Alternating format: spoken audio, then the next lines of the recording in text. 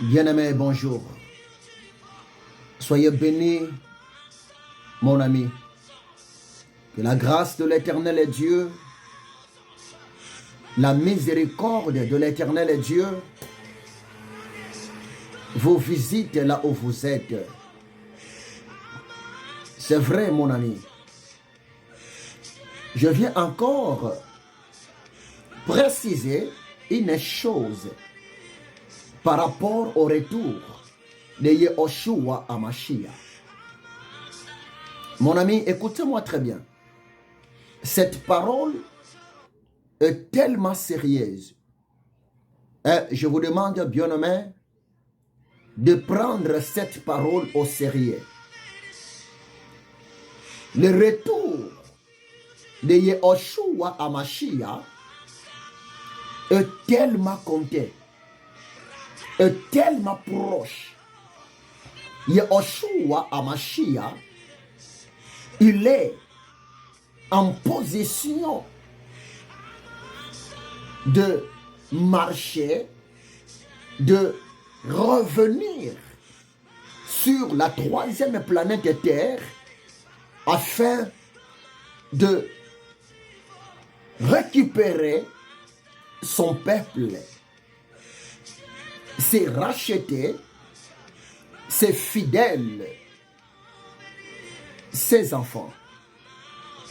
Oh bien-aimé, croyez-moi, c'est la vérité.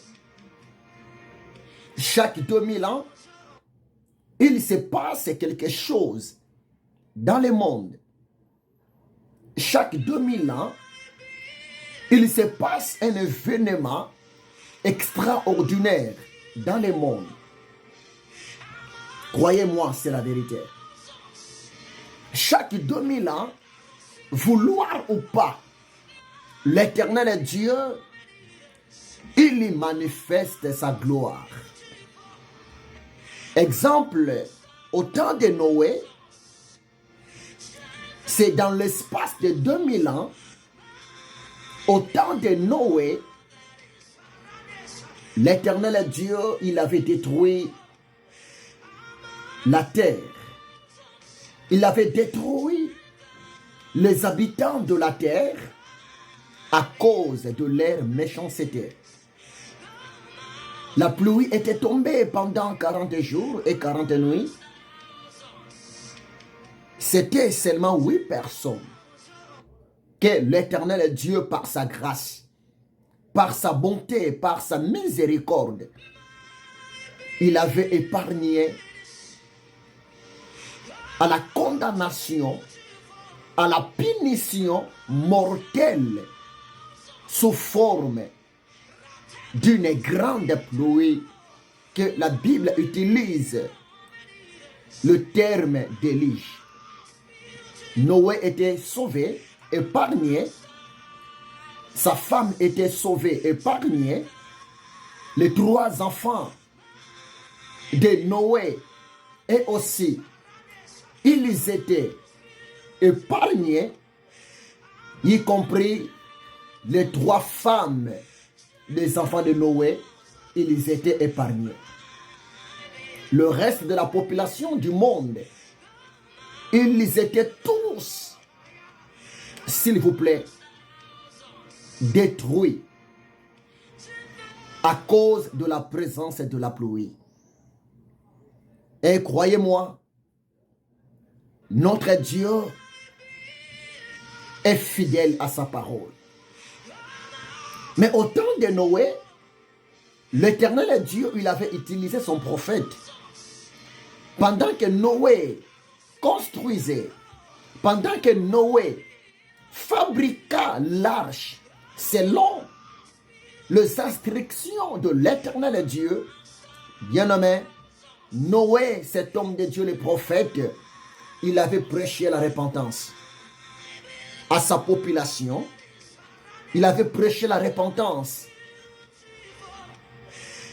à son peuple. Il avait prêché la repentance aux créatures vivantes, aux êtres humains, afin que la pluie tombe, afin que la colère de l'Éternel Dieu se manifeste au milieu de ces créatures vivantes sur la terre. Mais ce qui est triste, personne n'a pris au sérieux. Personne n'a pris au sérieux, s'il vous plaît, le message prophétique de la repentance de cet homme de Dieu, le prophète Noé. C'est dans l'espace de 2000 ans que le monde était détruit par le phénomène de l'Ige, la pluie de 40 jours et 40 nuits. Seulement 8 personnes étaient épargnées devant la colère sainte, devant la colère pire de l'Éternel Dieu. Bien-aimés, laissez-moi encore vous rappeler, au temps d'Abraham, l'oncle de Lot, parce que Lot, il était le neveu d'Abraham. Lot vivait dans la ville de Sodome et Gomorrhe. Bien-aimés, dans l'espace de 2000 ans, vit le péché, vit l'abomination de ce peuple, des habitants de Sodome et Gomorrhe. Bien-aimés, le jugement de Dieu était tombé sur la ville de Sodome et Gomorrhe. L'Éternel Dieu, il avait détruit cette ville par le feu. Vous connaissez bien l'histoire, mes amis. Seulement Lot et ses enfants, ils étaient épargnés devant la colère ardente de l'Éternel Dieu, devant la punition sous forme du feu venant de la part de l'Éternel Dieu pour consumer, pour détruire le pécheur et le pécheresse. Mais Lot était épargné, les enfants de Lot étaient épargnés, sauf que la femme de Lot, par manque d'obéissance à la voix de l'Éternel Dieu, la femme de Lot, elle était détruite aussi. Bien-aimés, écoutez-moi très bien. Par rapport à notre temps actuellement, bien-aimés, notre 2000 ans va s'afficher. Notre 2000 ans va s'accomplir vers l'an 2033. Mais comment donc? C'est simple, mon ami. L'an 2033, si vous prenez cette année, l'an 2033, moins 33 ans d'âge que Jésus a vécu sur la terre, moins 33 d'âge que Jésus a visité la terre, les hommes de la terre. Bien-aimés, si vous calculez l'an 2033, moins 33 ans, l'âge où Jésus était mort à la croix de Golgotha, l'âge où Jésus était ressuscité des morts, le 3e jour après son enterrement au tombeau. Bien-aimés, si vous calculez l'an 2033, moins 33, bien-aimés, la réponse est claire. La réponse, c'est 2000. C'est pour cela, peuple de Dieu, soyons tellement prudents. Soyons tellement vigilants. Le retour de Jésus est proche. Le retour de Jésus, c'est la vérité. Le retour de Jésus, c'est inévitable. Bien-aimé, que sert-il à un homme de gagner le bien de ce monde, mais si il perd son âme? Que sert-il à un homme de construire les immeubles, d'acheter des avions, des voitures, d'avoir un compte élevé de milliards de dollars, Bien-aimé, mais si l'âme de la personne est perdue, oh mon ami, Jésus revient bientôt. Bien-aimé, nous sommes tous des passagers sur cette terre. Prévenez que personne sur la terre va vivre plus de 200 ans dans notre temps, bien-aimé. Personne sur la terre actuellement va vivre plus de 300 ans. Bien-aimé, il y a deux réalités qui sont devant nous. La première réalité, c'est la mort physique. Et la deuxième réalité, c'est vivre le retour glorieux de Jésus-Christ de Nazareth. Mon ami, à vous de choisir. Oh, laissez-moi te dire ce qui est vrai. Le plus grand cadeau de Dieu pour les gens de la terre que nous sommes, le plus grand cadeau de l'éternel Dieu pour vous et moi, c'est quoi? C'est la personne de Jésus-Christ de Nazareth. Jean chapitre 3, verset 16 à 17. La parole de Dieu nous dit ceci.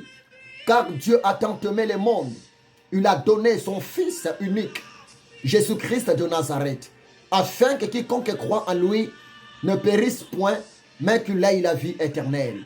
Dieu en effet n'a pas envoyé son Fils dans le monde sur la terre pour juger les gens de ce monde, mais le Fils de Dieu est venu pour sauver, pour pardonner, pour donner la vie éternelle à la personne qui va l'accepter comme Seigneur et Sauveur de sa vie. Bien-aimé, Jésus-Christ est réel. Jésus-Christ est la vérité. La religion ne sauve pas. L'église ne sauve pas. La communauté ne sauve pas. Nos traditions ne sauvent pas. Seulement Jésus-Christ de Nazareth est l'unique sauveur.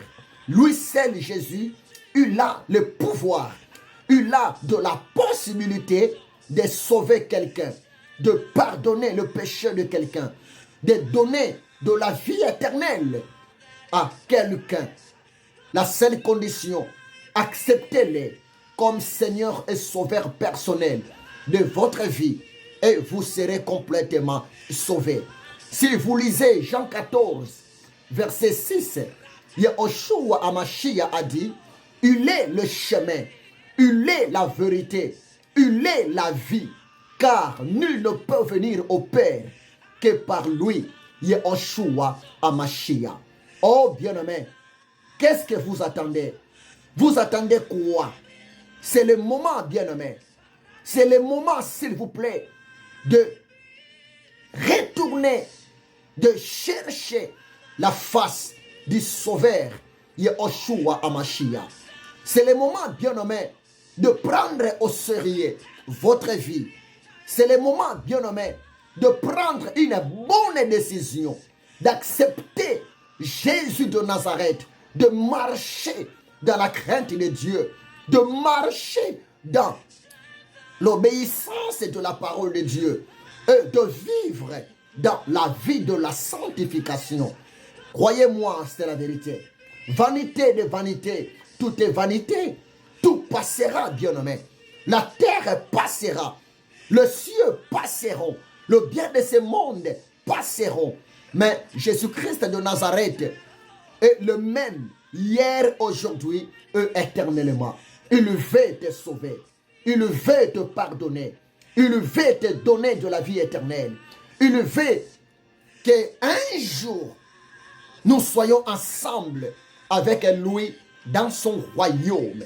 Le royaume illimité, le royaume éternel, le royaume de paix, le royaume de la joie. Parce que Yahushua Hamashiach est le roi des rois. Il est le Seigneur des seigneurs.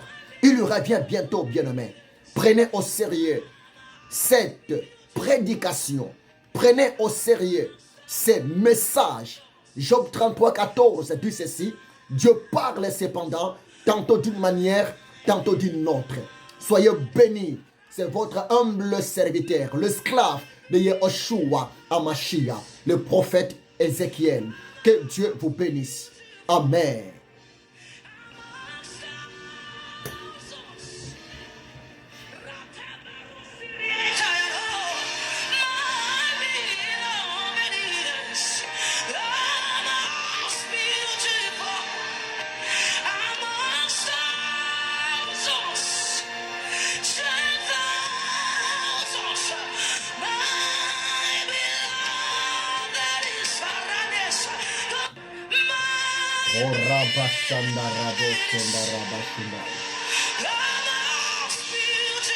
Alléluia.